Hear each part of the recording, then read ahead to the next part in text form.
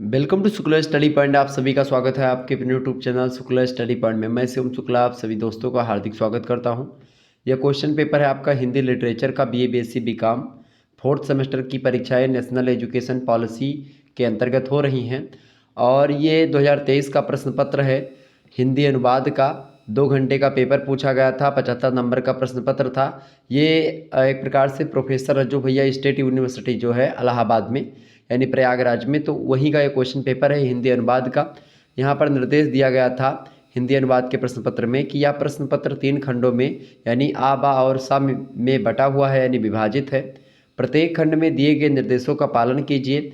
खंड आ बा और सा क्रमशः 9, 36 और 30 नंबर का है, यानी जो खंड आ है वो 9 नंबर का है, खंड बा जो है वो 36 नंबर का है और खंड सा जो है वो 30 नंबर का है। इस प्रकार से आपका 75 अंक पूरा होता है। ठीक है, 30 और 36 कितना होता है आपका 66, 66 और 9 75। अभ्यर्थी प्रश्नों के उत्तर क्रम के अनुसार लिखें।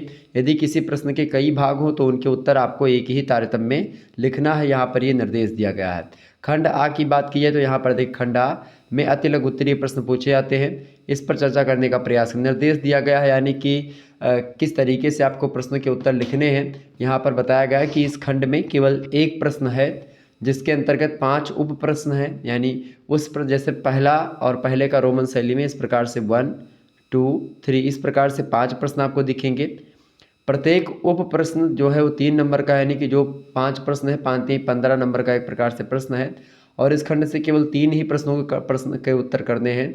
एक प्रश्न का आपको 3 नंबर मिलेगा, अर्थात जो है 3 प्रश्न ही करने, तो 3 तरीका 9 नंबर आपको यहाँ से कुल मिला करके मिल जाने हैं। तो आइए चर्चा करने का प्रयास करते कौन कौन से प्रश्न पूछे गए थे।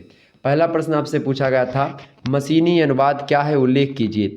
मशीनी अनुवाद के बारे में मैंने मॉडल पेपर में ऑलरेडी बताया था, आप लोगों ने देखा होगा और अच्छे तरीके से समझा भी होगा। मशीनी अनुवाद मतलब होता है मशीन के द्वारा किया गया अनुवाद, कंप्यूटर के द्वारा किया गया अनुवाद, मतलब कंप्यूटर प्रणाली या मशीन के माध्यम से एक भाषा का दूसरी भाषा में अनुवाद करना मशीनी अनुवाद कहलाता है।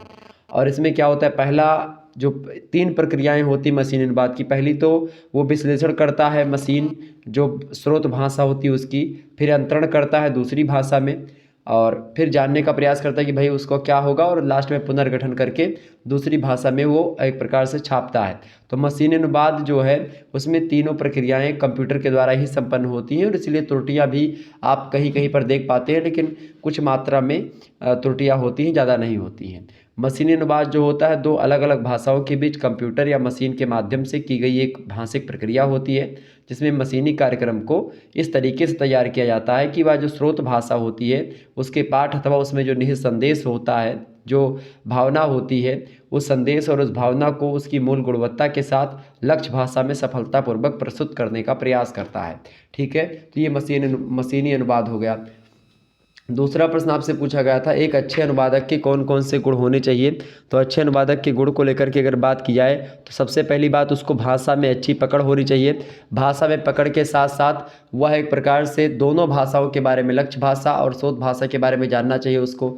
सतर्कता का उसको ध्यान रखना चाहिए, यानी जब भी अनुवाद करें बड़े सतर्क से सावधानीपूर्वक अनुवाद करें ताकि जो मूल संवेदना है, संदेश जो है, उस संदेश से वो इतर ना चला जाए, हट ना जाए। तो इस कारण से उसको कोशों के बारे में जानना चाहिए, परिभाषिक शब्दावलियों के बारे में जानना चाहिए। तो एक प्रकार से और उस समाज की क्या स्थिति, जिस समाज से बातें कही गई थी या उस समय जिस समय बातें लिखी गई थी, उस समाज की स्थिति और आज की स्थिति दोनों को समझने योग्य व्यक्ति होगा, अनुवादक होगा, तभी वह अच्छा अनुवादक माना जाएगा। तो ये सब गुण होते हैं अच्छे अनुवादक के। आगे बढ़ते और भी चीज़ों को जानने का प्रयास करते हैं। ये सारे प्रश्नों के उत्तर ऑलरेडी मॉडल पेपर में मैंने बताए थे। अगला प्रश्न आपसे पूछा गया था अनुवादक के कौन कौन से क्षेत्र हैं, फटाफट से आप बताने का प्रयास करेंगे। अनुवाद के कई क्षेत्र होते हैं, आपको पता होगा। प्रश्न क्या है, अनुवाद के कौन कौन से क्षेत्र होते हैं। अनुवाद देखिए गद्य का भी अनुवाद होता है, पद्य में भी अनुवाद होता है, साहित्यिक आधार पर अगर देखेंगे तो काव्यों का अनुवाद होता है, नाटकों का अनुवाद होता है। ठीक है, विषयगत अगर आधार पर देखेंगे तो आप देखिएगा ललित अनुवाद होता है, धार्मिक और पौराणिक साहित्य का अनुवाद होता है, कानून संबंधी जो साहित्य होता है उसका यानी विधि साहित्य का अनुवाद होता है, समाजशास्त्री विषयों का अनुवाद होता है, प्रशासनिक अनुवाद होता है, वैज्ञानिक अनुवाद होता है, तकनीकी अनुवाद होता है, ठीक है, शब्दानुवाद, भावानुवाद, व्याख्या अनुवाद, वार्ता अनुवाद, सारा अनुवाद, आदर्श अनुवाद, रूपांतरण अनुवाद, ये सब अनुवाद के प्रकार भी हैं और अनुवाद के क्षेत्र में भी आप इसको लिख सकते हैं। अगला प्रश्न आपसे पूछा गया था पुनरीक्षण का क्या अर्थ होता है। पुनरीक्षण का मतलब होता है कि जैसे कि अगर अनुवाद हो गया, अनुवाद होने के बाद में क्या वह अनुवाद सही है, और अनुवाद को जांचना परखना, जो उसमें कमियां रह रही हैं उसको एक प्रकार से सही करना, ये होता है पुनरीक्षण। ठीक है, समझ रहे हैं ना। तो पुनरीक्षण का आशय होता है जो अनुदित पाठ है उसका एक बार से दोबारा से अवलोकन करना, दोबारा से मूल पाठ को चेक करना कि भाई जो चीज़ें उसमें थी वो चीज़ें लक्ष्य भाषा में हैं या नहीं हैं। स्रोत भाषा की सारी बातों को चेक किया जाता है। कोई त्रुटि अगर मिलती है तो उसमें सुधार और संशोधन भी किया जाता है। तो इसमें अनुवाद की जांच विभिन्न स्तरों से की जाती है। जहां पर अपेक्षित आवश्यकता प्रतीत होती है उस क्षेत्र में सुधार भी किया जाता है। अनुवाद का जो व्यक्ति होता है, पुनरीक्षण करता है, उसको पुनरीक्षक कहा जाता है। और पुनरीक्षक अनुदित पाठ में केवल सुधार और संशोधन कर उसे बेहतर बनाने का प्रयास करता है। ये होता है पुनरीक्षक का काम और ये प्रक्रिया कहलाती पुनरीक्षण। ठीक है, अगला जो 5वां प्रश्न आपसे पूछा गया था वो पूछा गया अनुवाद के कौन कौन से साधन हैं।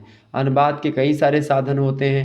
आजकल कंप्यूटर के माध्यम से अनुवाद हो रहे हैं, मनुष्य लोग तो अनुवाद कर ही रहे हैं। इसके अलावा और भी अनुवाद के कई सारे क्षेत्र होते हैं जिसके माध्यम से अनुवाद किया जाता है। तो अनुवाद के कई सारे क्षेत्र होते हैं और अनुवाद के कई सारे साधन होते हैं जिन साधनों का प्रयोग करके हम अनुवाद करते हैं। ठीक है, आगे बढ़ते हैं। अगला प्रश्न आपसे पूछा गया खंड बा देखेंगे। लघु उत्तरीय प्रश्न यहाँ से पूछे गए थे। निर्देश दिया गया है कि इस खंड के केवल एक प्रश्न है इस खंड में, जिसके अंतर्गत 7 उप प्रश्न आपको दिए गए हैं। प्रत्येक उप प्रश्न 9 नंबर का है और इस खंड से कोई 4 प्रश्न के उत्तर आपको करने हैं। और जो प्रश्न की शब्द सीमा है वो 225 शब्दों की है। तो 9 नंबर का प्रश्न है, 4 ही क्वेश्चंस करने हैं और 9 प्रश्न आपको दिए गए हैं। ठीक है, देखिए टॉपिक जो है आपका पहला प्रश्न है अनुवाद में रोजगार की कौन कौन सी संभावनाएं हैं उल्लेख कीजिए। बहुत ही ज़बरदस्त प्रश्न है। वहीं अगला प्रश्न आपसे पूछा गया था बहुभाषिक समाज में अनुवाद की क्या भूमिका है उसको बताएं। नेक्स्ट क्वेश्चन आपसे पूछा गया था अनुवाद में कोश का क्या महत्व है स्पष्ट कीजिए। ये सारे प्रश्न आपकी परीक्षा की दृष्टि से बहुत ही इंपॉर्टेंट हैं। अगला प्रश्न आपसे पूछा गया था मूल्यांकन के द्वारा अच्छी प्रणाली, जो परीक्षा प्रणाली है उसकी गुणवत्ता को परिभाषित कीजिए। तो इस प्रकार से ये प्रश्न जो है, अच्छा अनुवाद में कोश का बड़ा महत्व होता है। कोश माने होता है जो डिक्शनरी वगैरह होती है उसी को बोलते हैं कोश। अगला प्रश्न आपसे पूछा गया था परिभाषिक शब्दावली निर्माण में कौन कौन से सिद्धांत हैं स्पष्ट कीजिए। परिभाषिक शब्दावलियों की प्रक्रिया और सिद्धांत यहाँ से प्रश्न आते रहते हैं तो इसको भी हमको पढ़ना है। अगला प्रश्न जो पूछा गया था वो पूछा गया था प्रशासनिक अनुवाद क्या है परिभाषित कीजिए। और नेक्स्ट क्वेश्चन पूछा गया था अनुवाद की कौन कौन सी सीमाएं हैं उल्लेख कीजिए उन सीमाओं का। खंड सा की अगर बात की जाए तो खंड सा से दीर्घ उत्तरीय टाइप के प्रश्न पूछे जाते हैं। दीर्घ उत्तरीय को लेकर के निर्देश जो दिया गया था, देखें इस खंड में केवल एक प्रश्न है जिसके अंतर्गत 4 उप प्रश्न हैं। प्रत्येक उप प्रश्न जो है 15 नंबर का है और इस खंड से किन्हीं 2 उप प्रश्नों के आपको उत्तर देने हैं। प्रत्येक उप प्रश्न की जो शब्द सीमा है वो 475 शब्दों की है। ठीक है, 2 प्रश्न ही करने हैं आपको और 15-15 नंबर का एक प्रश्न है। पहला प्रश्न जो आपको करना है, देखिए प्रश्न है अनुवाद का अर्थ बताएं, परिभाषा बताएं और अनुवाद का स्वरूप जो है उसके बारे में बताएं। तो यानी अनुवाद का अर्थ, परिभाषा और स्वरूप यहाँ पर चर्चा करना था।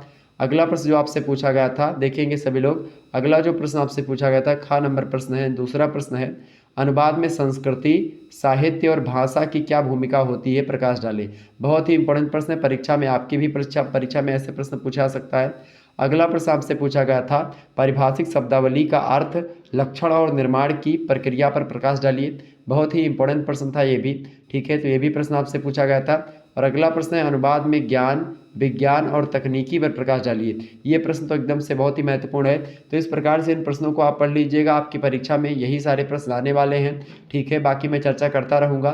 धन्यवाद, मिलते हैं फिर नेक्स्ट वीडियो में। तब तक के लिए जय हिंद, जय भारत। आप सभी का बहुत बहुत धन्यवाद हमारे से जुड़ने के लिए। इसी प्रकार से अपना प्यार हमेशा बनाए रखिएगा और हम चर्चा करते रहेंगे। मॉडल पेपर ऑलरेडी अवेलेबल है और जो 14 इंपॉर्टेंट टॉपिक्स की वीडियो है वो भी अवेलेबल हो चुकी है। तो आप लोग देख लीजिएगा, Shukla study point YouTube channel पर आपको ये सारी चीज़ें मिल जाएंगी। प्लेलिस्ट बनी हुई है, उसी प्लेलिस्ट में कई सारी वीडियोज़ आपको देखने को मिल जाएंगी। हिंदी साहित्य की चैप्टर 1 की वीडियोज़ भी अवेलेबल है। ऑब्जेक्टिव का मॉडल पेपर, लिखित का मॉडल पेपर, सारा कुछ अवेलेबल है। तो आप देख करके एंजॉय कर सकते हैं और अच्छे तरीके से अपने परीक्षा की तैयारी कर सकते हैं, बेहतर कर सकते हैं अपने आप को, अपनी तैयारी को और अच्छा एक प्रकार से मोड़ दे सकते हैं, एक अच्छी गति दे सकते हैं, ऊर्जा नहीं दे सकते हैं इस वीडियो के माध्यम से। तो आप अवश्य देखें और निश्चित तौर पर आपको देखना भी चाहिए। ठीक है, बहुत बहुत धन्यवाद। मिलते हैं फिर नेक्स्ट वीडियो में, तब तक के लिए जय हिंद, जय भारत। आप सभी का बहुत बहुत धन्यवाद हमारे से जुड़ने के लिए।